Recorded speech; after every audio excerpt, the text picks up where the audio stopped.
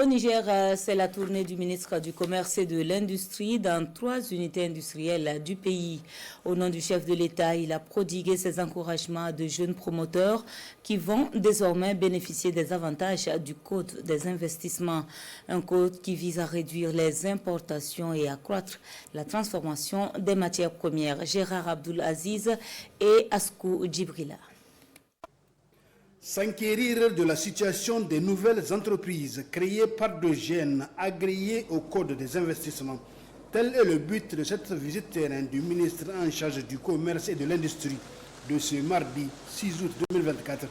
Il a d'abord conduit à l'unité industrielle de recyclage et de production de sachets plastiques EcoWaste Solution, située à la zone industrielle.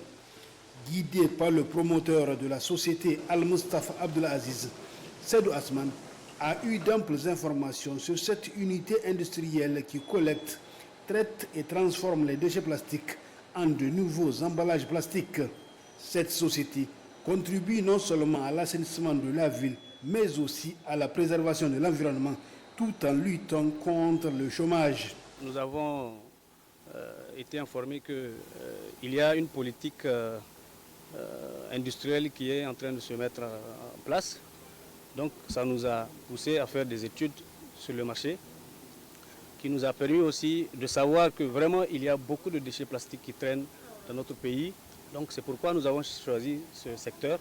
Deuxième étape de cette sortie du ministre du Commerce et de l'Industrie, le chantier de construction d'une grande unité de production de fer à béton monistil située sur la route Niamey-Hamdalaye.